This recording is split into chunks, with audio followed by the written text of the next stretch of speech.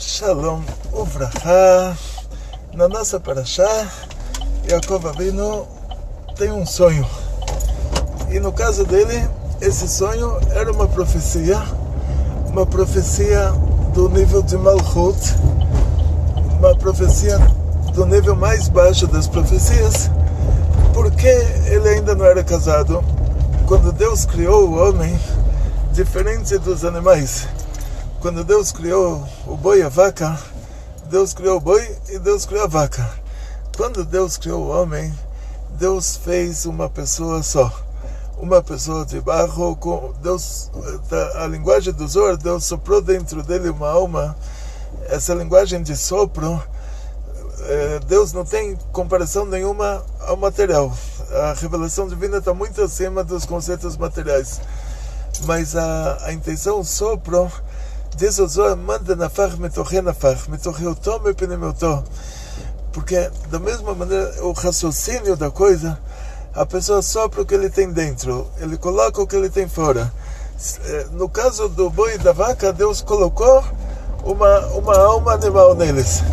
Agora, no caso do ser humano, do Adão, que era uma pessoa só, o Adão e a Chava eram uma pessoa só, Hashem, Deus, é usada a linguagem soprou, quer dizer que a nossa alma é uma parte de Deus. Como diz o Zohar, quem sopra o que tem dentro. Para a gente entender esse raciocínio do que é uma alma divina, a alma divina é uma parte de Deus. Por isso que é expressada dessa maneira. Depois Deus separou esse homem em homem e mulher, e essa alma ficou com aspecto masculino, aspecto feminino, mas continua sendo uma alma só.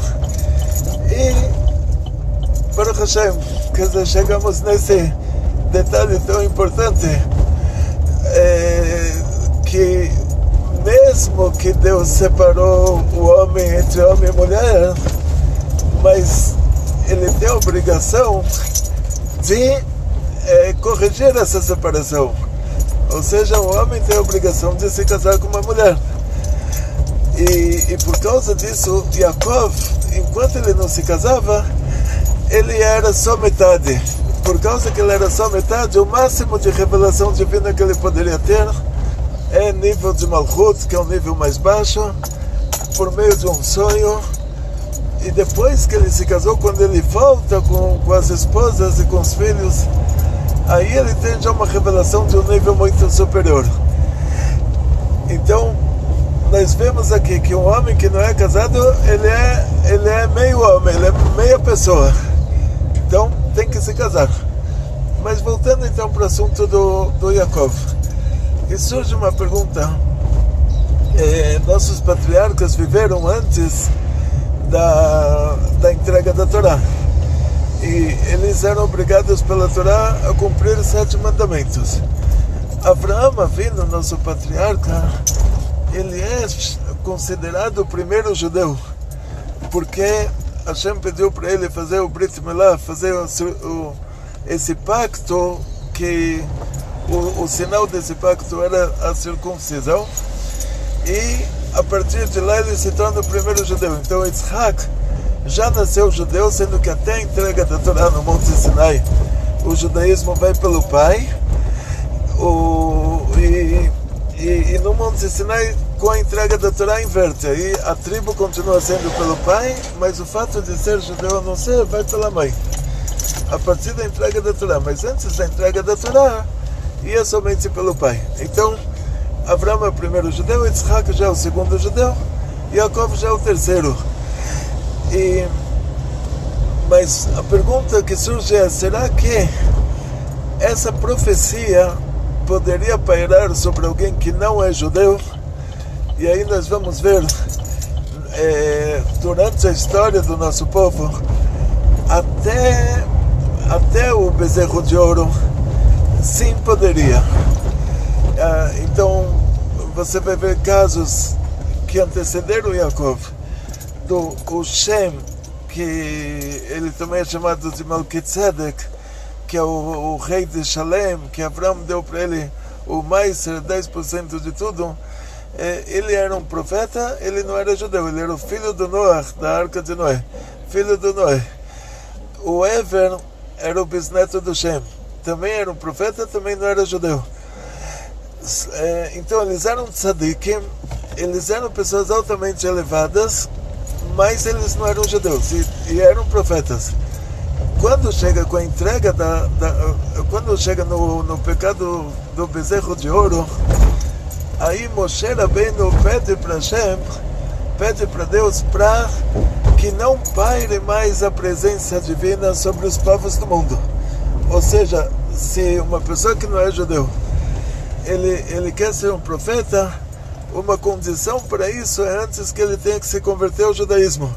Então nós vamos ver pelo menos 2 casos, que é o caso da Rahav Azoná, a prostituta de Jericó, que ela era a prostituta de Jericó.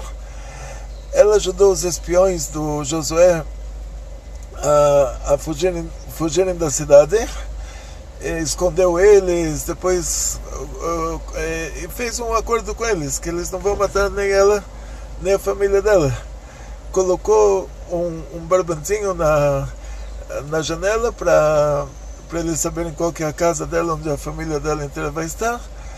Essa Rahav, ela se converteu ao judaísmo, ela se casou nada mais, nada menos com o maior tzadik, com a pessoa mais elevada espiritualmente da geração dela, que era o próprio Josué, o sucessor de Moshe, e ela se tornou uma das nossas 7 profetisas. Então, o nível que ela chegou é o nível de profetisa. Outra pessoa foi o profeta Ovadiel. Ovadiel Navi, Abadias, ele se converteu ao judaísmo, ele e a esposa, e ele se tornou um grande profeta. Ele falou profecia contra o Edom. Ele é um profeta que veio do Edom e falou profecia contra o Edom. É como você usa o veneno da cobra para fazer o soro antiofídico. O profeta Ovadiel é um caso assim. Então, quer dizer, tivemos profetas. Depois do caso do bezerro de ouro, tivemos profetas que não nasceram judeus, como Rahav, como Ovadiel, mas para se tornar profetas, eles tiveram que se converter ao judaísmo. Diz a Gemara que depois que o Beit HaMikdash foi destruído, a profecia deixou, já não tem mais profecia. Mesmo assim, toda coisa que termina, ela termina por etapas. Então nós vemos que nos 70 anos do exílio da Babilônia, tiveram os Anshei Knesset Agdolá, que eles eram 120 profetas e sábios. Ou seja, a profecia ainda continuou até a construção do segundo templo de Jerusalém, do segundo Beit HaMikdash, e depois disso não tem mais profecia mesmo. Aí o que a gente diz que tem é um tzadik com Ruach HaKodesh, uma pessoa altamente elevada, que ele está num nível espiritual que ele já vê coisas que outras pessoas não veem. É como alguém que ele está observando numa certa altura, por exemplo, a previsão do tempo. Então, ela está num helicóptero, então ela está vendo as nuvens lá em cima, ela está vendo o trânsito aqui embaixo. Então, imagina, espiritualmente falando, a pessoa já está num nível que ele consegue ver o trânsito aqui embaixo, vamos dizer, o trânsito espiritual que está acontecendo, e ele já consegue ver o que vai acontecer para um, o que vai acontecer para outro, por causa desse nível que ele está. E vai ter uma diferença entre o Ruach HaKodesh e a profecia. A profecia é uma coisa mais forte. Por quê? Porque o Ruach HaKodesh, ele não está interferindo, ele simplesmente está vendo ele está no lugar mais alto e ele está vendo, então ele pode dar conselhos. Ele está vendo o que vai acontecer, ele pode dar conselhos. Tipo a previsão do tempo, a mulher está lá no helicóptero, ou a previsão dos congestionamentos, ela está lá no helicóptero, ela dá um conselho, ela fala, olha, a Marginal Tietê está com muito trânsito, corredor norte-sul está com menos trânsito. Estou vendo isso aqui do helicóptero. Se você quer ir do Jabaquara para o bairro do Limão, não vá pela Marginal Tietê, vá pelo corredor norte-sul 23 de maio, Avenida 23 de maio. Para quem conhece o trânsito da cidade, que no mérito desse trânsito todas as nossas aulas acontecem, a maioria das nossas aulas, né? Não todas, a maioria. Então, na prática, o Ruach HaKodesh é isso. Ele está num ponto mais alto, que ele é um tzadik, uma pessoa altamente elevada, e ele fala, olha, estou vendo que vai acontecer isso e isso, e por causa disso, te aconselho a fazer a seguinte coisa. Então, dá um exemplo para vocês. Tem uma história com o Alter Rebbe, com o primeiro Rebbe de Chabad, uma história muito, muito legal. Tinha na cidade de Vilna, que eles eram pessoas que eles gostavam mais de estudar o lado simples da Torá, não gostavam tanto do lado oculto da Torá, e eles não apoiavam muito o estudo da parte oculta da Torá. Tinham lá duas pessoas que eles eram pessoas muito sábias e muito ricos, e eles se complicaram com o governo, mas eles tiveram uma complicação séria, e nessa complicação séria eles já não tinham escolha, eles precisavam de uma brachá de um tzadik, já estava acima da capacidade deles, e eles receberam um conselho também de alguém de Vilna, de um grande rabino de Vilna. Eles viajaram até o Alter Rebbe, Rabbi Shneur Zalman Gileadi, e lá no Alter Rebbe eles pediram uma brachá para o negócio deles. Eles vão ter um julgamento na capital, em Petersburg, na capital do Império Russo Antigo, e eles precisam de uma bênção, precisam de um conselho. O Alter Rebbe falou para eles, deu para eles uma explicação da Torá, que aparentemente não tem nada a ver com o caso deles. É uma simples explicação da Torá. E eles ficaram espantados, eles falaram, a gente veio pedir um conselho, e ele conta uma explicação sobre a Torá. A gente não veio para uma aula de Torá, a gente veio conversar sobre um negócio tão grave. Mas aí eles saíram de lá, chegou o dia do julgamento, deram para eles uma ideia, que eles vão para o jardim da alta sociedade de Petersburg, e o ministro da Sara Mishpatim, ministro da Justiça, vai passear lá de manhã, e aí eles têm um jeito de implorar para ele para cancelar o decreto contra eles. E aí eles fizeram isso, eles foram para aquele parque naquele dia, naquela hora, e o ministro da Justiça aquele dia não foi para o parque, e naquele dia deu na cabeça do ministro da Educação ir para o parque. E o ministro da Educação está passeando, e esses dois judeus, eles veem que, olha, esse é um ministro, pela roupa dele, pelo jeito dele, eles vão lá, choram para ele, pedem pelo amor de Deus, falam que eles foram injustiçados, e ele diz, olha, com certeza, pelo que vocês estão falando, eu imagino que vocês estão pensando que eu sou o ministro da Justiça, mas eu não sou o ministro da Justiça, eu sou o ministro da Educação. Mas eu vou conversar agora com o imperador. Ele me fez uma pergunta, ele gosta assim de ler Bíblia, ele me fez uma pergunta de Bíblia, e eu estou pensando agora o que eu vou responder para ele, não descubro a resposta, e o que eu faço? Aí, se vocês tiverem uma resposta para isso, aí eu eu já aproveito e converso já com o próprio imperador para cancelar o que foi decretado contra vocês. Já é melhor do que o ministro da Justiça. E aí esse ministro da Educação fez a pergunta e os dois quase que desmaiaram, porque era exatamente aquele assunto que o Alter Rebbe, que o Rabbi Shneur Zalman tinha falado para eles. O Rabbi Shneur Zalman tinha falado a pergunta e a resposta, e agora eles ouvem dessa pessoa a pergunta. Aí imediatamente eles dão a resposta, como se nem precisasse pensar, e esse ministro da Educação, aí quase que ele desmaia, ele fala uma coisa tão difícil, e você já tem a resposta na ponta da língua. Fiquei muito impressionado com vocês, eu vou pedir para o imperador cancelar o decreto contra vocês. No mesmo dia, aí, o ministro da Educação pegou o endereço do hotel onde eles estavam, tudo. No mesmo dia, eles recebem a visita de um oficial de justiça, entregando para eles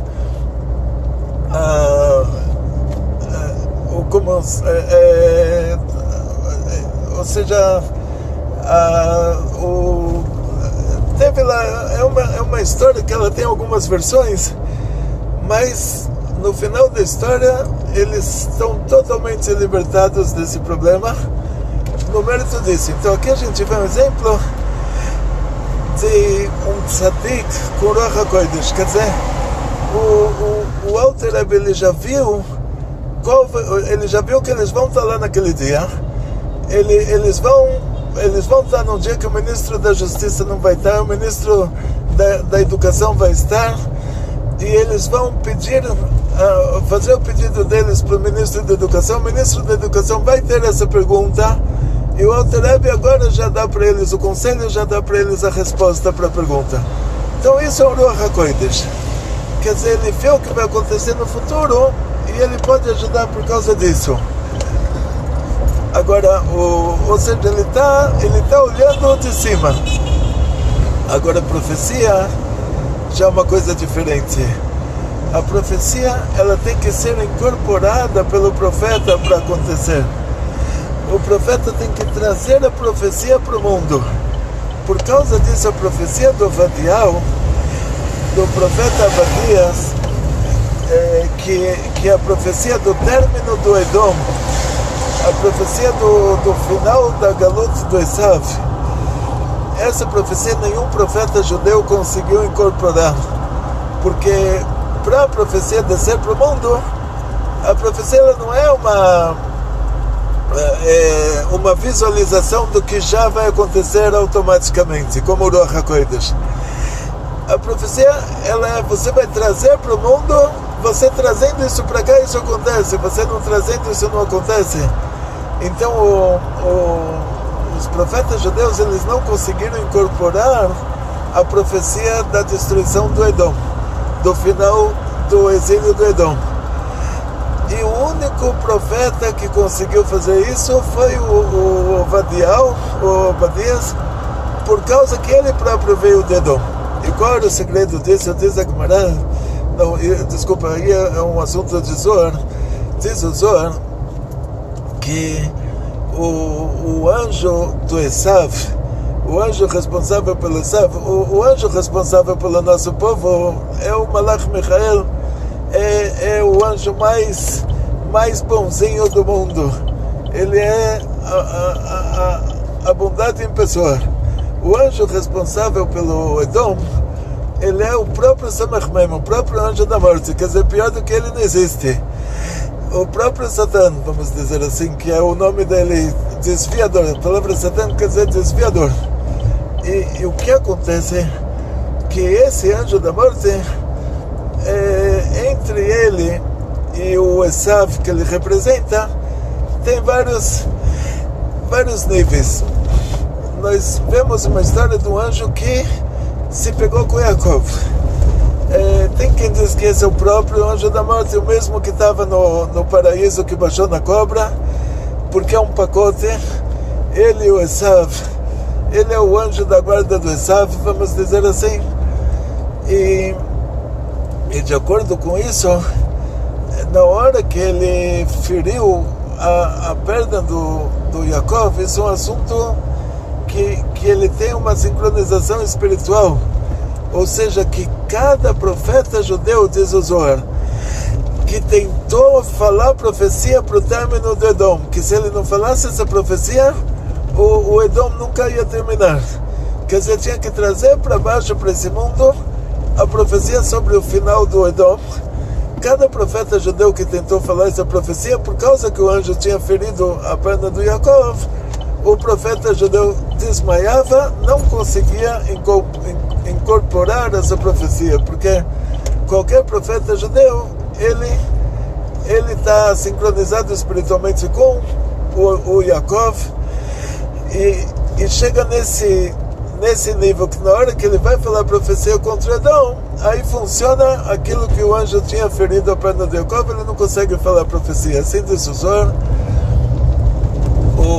Por isso Deus teve que fazer essa profecia, descer para o mundo, a profecia do término do Edom, descer para o mundo por meio de alguém do próprio Edom que se converteu ao judaísmo e se tornou um profeta, e esse era o profeta Ovadiah.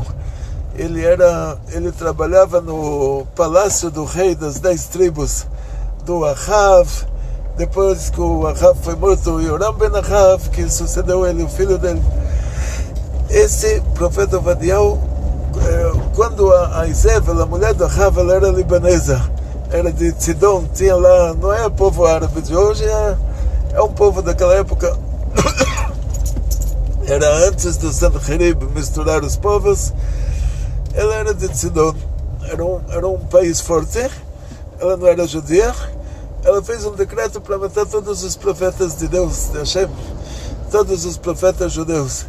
E aí o Ovadiah, ele escondeu 100 profetas judeus, 50 em 2 cavernas. E isso mostra que ele não era suspeito, pelo fato de ele ter se convertido do Edom, ele não era suspeito para ela de que ele está muito a favor do judaísmo. Então, a tal ponto, quer dizer, ele devia ter o recato dele para não expor isso assim de maneira que ela suspeitasse. Assim ele conseguiu salvar os 100 profetas. Então, voltando para o assunto da profecia. Então, a profecia só paira a partir do caso do bezerro de ouro lá no deserto. Moshe Rabbeinu pediu para Hashem para a profecia só pairar sobre o nosso povo. Então, o profeta ele pode ser alguém de outro povo, mas que se converteu ao judaísmo. Diz o Zohar que tem mais condições para a profecia pairar. Uma condição é que esse profeta esteja na Terra Santa. Mas a santidade do lugar e a santidade da pessoa, e agora você vai ver que tiveram profetas como o profeta Heskel, que ele profetizou nas margens do Nahar Kvar, a tradução literal é o nome do rio, o rio se chama já era antes. Então tem uma opinião de que isso vai te indicar que ele conseguiu profetizar na Babilônia porque ele já começou a profetizar antes na Terra Santa. E de qualquer maneira a gente vai ver profecias que aconteceram fora da Terra Santa, tipo o profeta Daniel. Ele escreveu o livro dele em aramaico, mas essas profecias elas já não são aquele nível de profecia que acontecia na terra de Israel. Ou seja, ela já entra em outra categoria, uma categoria mais baixa de profecia. E em outras palavras, a gente chega num assunto que poderemos chamar assim, apelidar de uma pequena profecia. E aí vamos novamente mas apelidar novamente. Deus me livre, a palavra profecia no caso é uma palavra muito grave. Mas vamos apelidar de profecia. Tem casos que está escrito Nivá, Velé Dama Nivá, tipo, ele profetizou e não sabia que ele estava profetizando, tipo, que ele falou uma coisa que ia acontecer e que ele nem sabia o que ele estava falando. Então a Gemara traz muito esse assunto de que é um apelido para isso, uma pequena profecia, e como exemplo a pessoa acorda pensando num versículo da Torá ou dos profetas judeus ou uma coisa assim. Tem os exemplos para isso, mas vamos voltar então para o caso de Yaakov, para o caso do sonho do Yaakov. O sonho de Yaakov, decisor, era profecia por meio do anjo Gabriel, nível de Malchut, por causa que ele ainda não era casado, então ele era meia pessoa. Por isso, na hora que ele levanta, ele fala: se Deus me ajudar, me trazer em paz para a casa dos meus pais, e eu vou dar 10% de tudo. Então, porque ele leva em conta que talvez fosse só um sonho mesmo, que talvez fosse uma profecia, talvez não fosse, porque é um sonho. Então a Gemara traz 3 tipos de sonho que para te explicar o que é um sonho. Vamos dizer, saímos do assunto da profecia, vamos agora para o assunto dos sonhos. Diz a Gemara, tem 3 tipos de sonho. Tem um sonho que ele vem por meio de um anjo. Então a pessoa está super feliz que a presença do anjo traz uma harmonia, traz uma tranquilidade para a pessoa acorda muito feliz, tipo o sonho do Nabucodonosor, rei da Babilônia, maior criminoso do mundo. Ele acorda super feliz, que paz, que tranquilidade, chama o profeta Daniel e fala para ele: olha, eu sonhei que eu estava andando de 4, eu estava comendo grama. Aí o profeta fala: então você sonhou que você vai se transformar num animal, e por causa que você estava tão feliz nesse sonho, quer dizer que o sonho veio por meio de um anjo, então é um sonho que vai acontecer. E aconteceu, ele surtou, virou um animal. E o outro tipo de sonho, diz a Gemara, ele vem por meio de um demônio. Então a pessoa está no desespero na hora do sonho, é um pesadelo. Então esse sonho com certeza não vai acontecer, porque é um demônio que está falando com ele. Então ele, mas depois ele sonha que o avião caiu, o trem descarrilhou, o navio afundou, e ele acorda de manhã, ele vê no jornal que isso aconteceu. Aconteceu porque esse demônio ele já estava num nível que o que tinha descido de decreto do Tribunal Divino para esse mundo já estava no nível espiritual do nosso mundo, então ele já estava vendo acontecer. Mas não que é uma coisa que vai te acontecer de verdade. Tipo, ele pode tipo, ele pode dar uma como se fosse um jornal, ou seja, o decreto do Tribunal Divino desce para o nosso mundo. Nosso mundo é chamado de mundo de Asiá, o mundo da ação. Tem o lado espiritual do Olam Asiá, o lado material. No lado espiritual isso já está acontecendo. Para acontecer no lado material vai demorar ainda mais um pouquinho. Então ele já repassa esse assunto. E qual que é o interesse dele? Diz o Kaf HaChaim que o interesse dele é que ele te faz isso 3, 4 vezes para você ficar autoconfiante, para você falar: olha, tudo que eu sonhei aconteceu. Aí ele te dá um sonho absurdo que não vai acontecer, mas que você fala: com certeza isso vai acontecer também. E aí diz o Kaf HaChaim, a pessoa pode até enlouquecer, que ele tem certeza que isso vai acontecer porque ele pegou crédito sobre si próprio. E esse é o motivo, que o demônio quer enlouquecer o cara. Então o sonho, que é o pesadelo, ele não acontece. E se acontecer, é nesse esquema.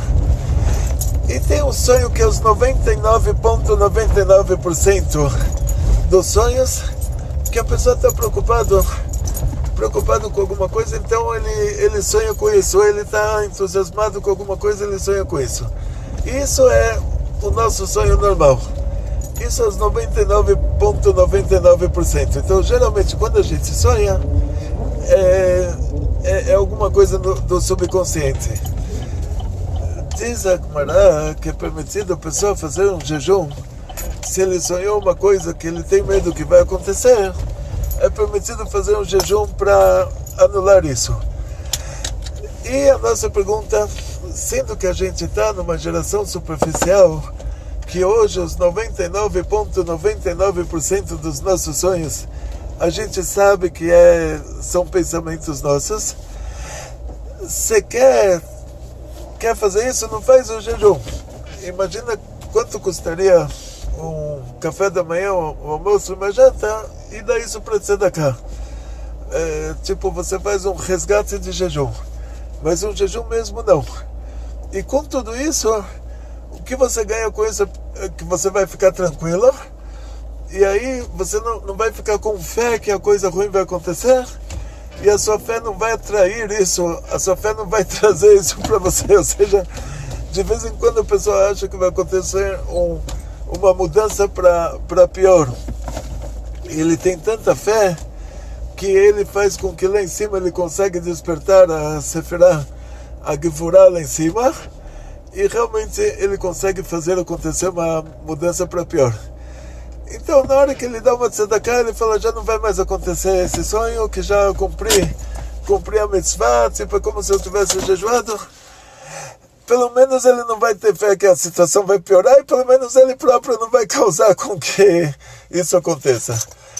Então, de uma maneira bem genérica isso, a gente vai continuar a falar sobre esse assunto dos sonhos, mas pega leve com sonhos, porque 99,99% dos nossos sonhos eles estão nessa categoria de pensamentos subconscientes, principalmente na nossa geração, que tem rádio, televisão, que a pessoa tem muito mais sugestões para pensar coisas absurdas do que nas gerações anteriores.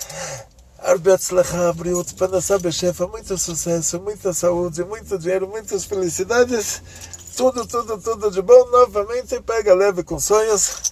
Bekol Tov.